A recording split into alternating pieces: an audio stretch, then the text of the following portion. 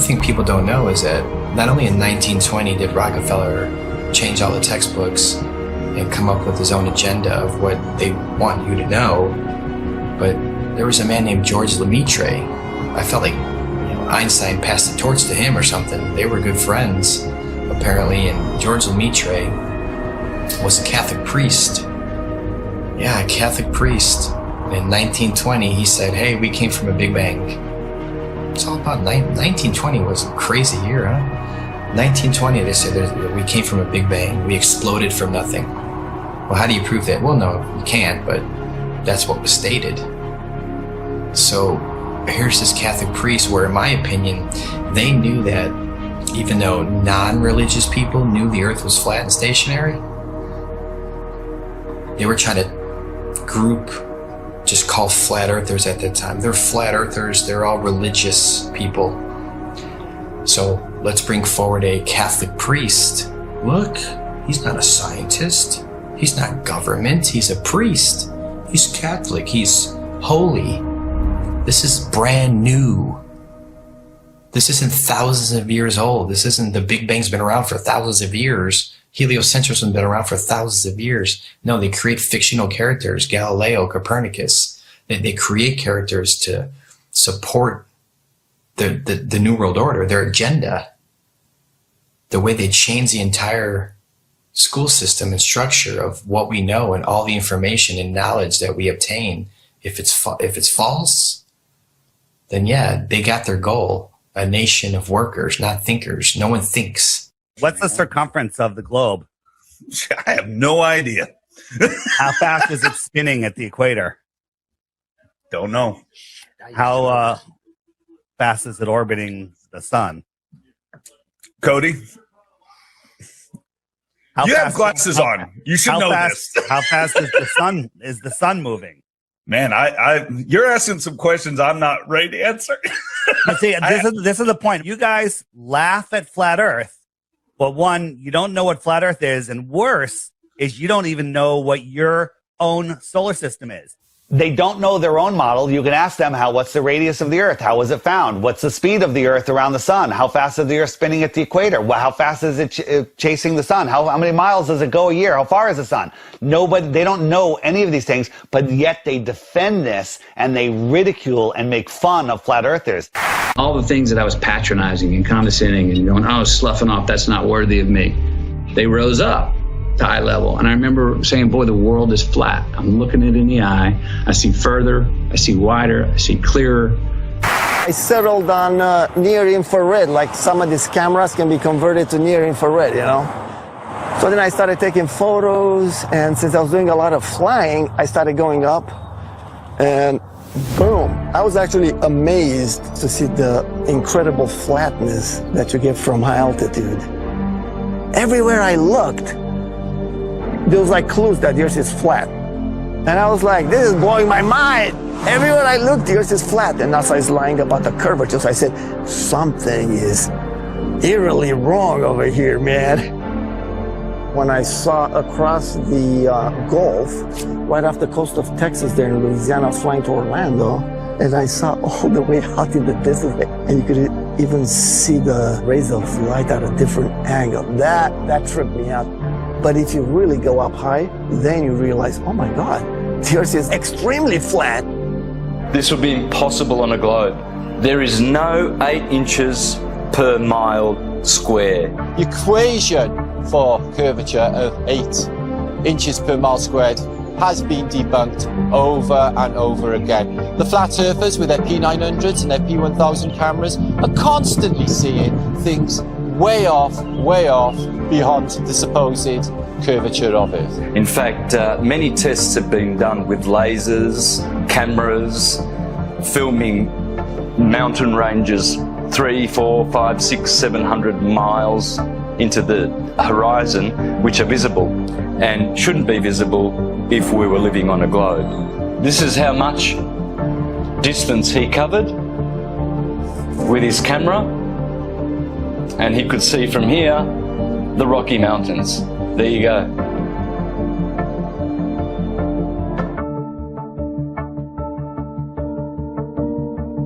There is no 8 inches per mile square. There's no way you can see 500 miles on the other side of this ball. There's no buildings that are curving backwards. If point A to point B, you're on a ball, you know, they're not going to be flat up and down like on our flat Earth. They're going to be like this. There's no tilting. They've measured distances from the base of buildings to the top, level and flat. People look out at the ocean and you see ships and stuff, and it appears like these ships and boats, they go down. And that is a huge factor as to why people think the Earth is round. If you look at the ocean or a lake, it looks flat. Look at that. Look how straight and flat that horizon is. Looks flat, doesn't it? See, it looks like a table or a board. Now, once in a while, you might see mountains or hills, but those are just like little bumps on what looks like a flat Earth. As ships sail away, they don't disappear all at once. No, first, the bottom will disappear. See, the bottom of the ship is gone. Now we can see midway up, and then the whole thing disappears. So people realized that the world is curved. I mean, it's a big curve, but it's curved.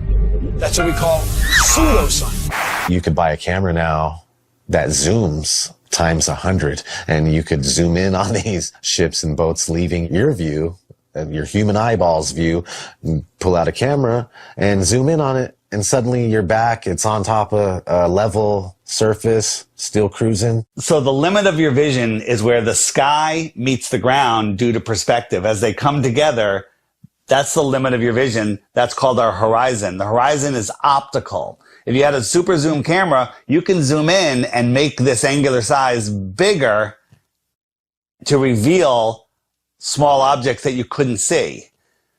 And then when you zoom out, it goes back together and things disappear into the horizon, not over. We see skylines beyond what we're supposed to see. I mean, the visibility from 100, 200, 500 miles away, it debunks the whole 8 inches per mile squared. Photogrammetry, I think, is one of the best way to convince yourself. You do multiple images of the ground, and then you put it in a software, and you realize how flat it is. You're thinking yourself, it's your data, nobody's lying to you. You've taken the data yourself. It's not Jay Tolan that's trying to, troll you. Like some people, they're like, he's trolling people, man. And it's not SpaceX or NASA doing it either.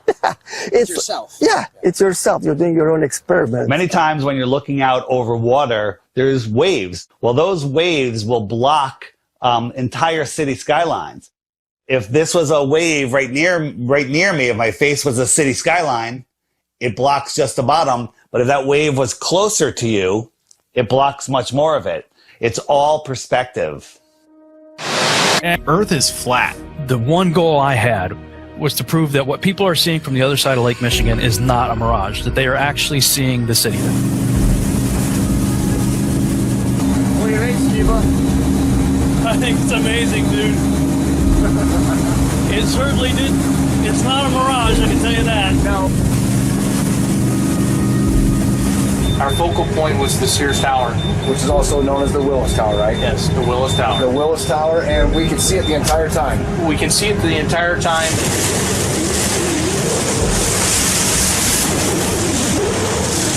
That's not a mirage. That's not a mirage. Whatever you're looking at. See it? Yeah. That's that. See that bridge? It's not a mirage. This is an intelligently designed and created place. As someone who stars are rotating around, knowing that we can only see a certain amount of light, I think like 1%, there's only so much light our eyes can actually see. Unless you're on like DMT, I'm sure you can see way more lights. But naturally, we can't see that many lights in the sky. All ancient civilizations spoke about other bodies, other lights in the sky that may or may not be visible to us at any given time. It's crazy though, when you see solar eclipses, you don't see the moon at all. I remember as a kid, I'd like, where's the moon now? And it's like you just see this black circle and then everything goes back to normal, it seems like. It's like, what the heck just happened? On the total eclipse of the sun, the shadow that the moon casts on the Earth is only 70 miles wide. That is impossible. But then they come up with umbra and penumbra, and it's just stuff to confuse your mind. We have an infinitely far sun sending diagonal rays from the side and straight rays from the middle where they cross each other.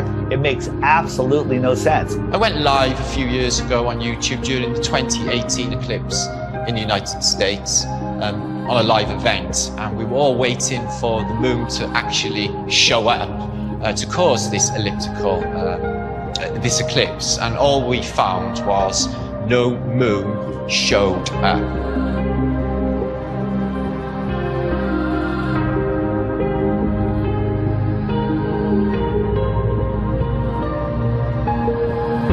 So that blew my mind, to think that there was actually no moon visible, yet this effect of the sun literally being covered by an object I had witnessed. Why can't we see the moon approach the sun, eclipse the sun, or exit the sun? And we don't. We just see a black circle eclipsing the sun. We never see it next to the sun. Now people say, well, it's because the sun is so bright. When the moon is totally eclipsing the sun, you should be able to see the features on the moon. You should be able to with a regular camera, with your regular eyes, with an infrared camera, but it has never been seen.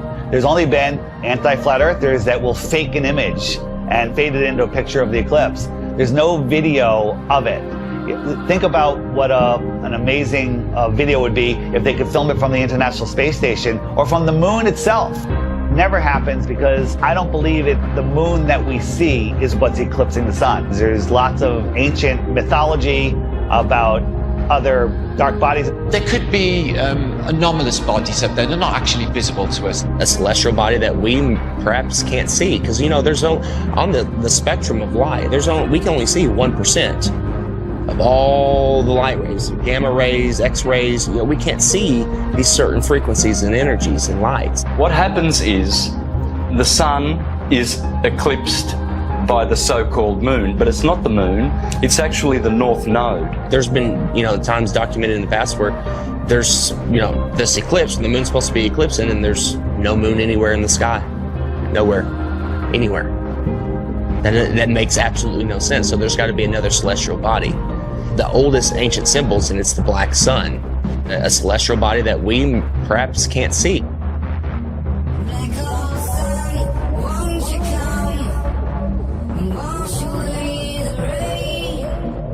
A lot of ancient civilizations always spoke about a black sun. It's like, why are they talking about a black sun for hundreds, if not thousands of years? And that information now is turned into, oh, the black sun is an evil thing. It's like, well, yeah, of course, that's what they're selling it. They're selling it to you as an evil thing to stay away from it. They already don't want you to like the real sun in the sky.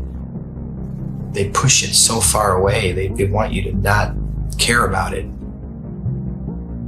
There's a reason it's close to you. There's a reason it's here for us. There might be more suns and moons on the outskirts of Antarctica, on the outer lands. There might be more suns and moons. There might be more suns and moons in our world here, but we just can't see it. And you talk about the seasons itself. Seasons prove the Earth is a stationary plane with a local sun. When the sun is circling over the Earth over here in the Tropic of Cancer, these people here, they have summer. But 6 months later, the sun is over here. It's going around over here. So Australia down here, and South Africa, and South America, now they have summer, because the sun is local.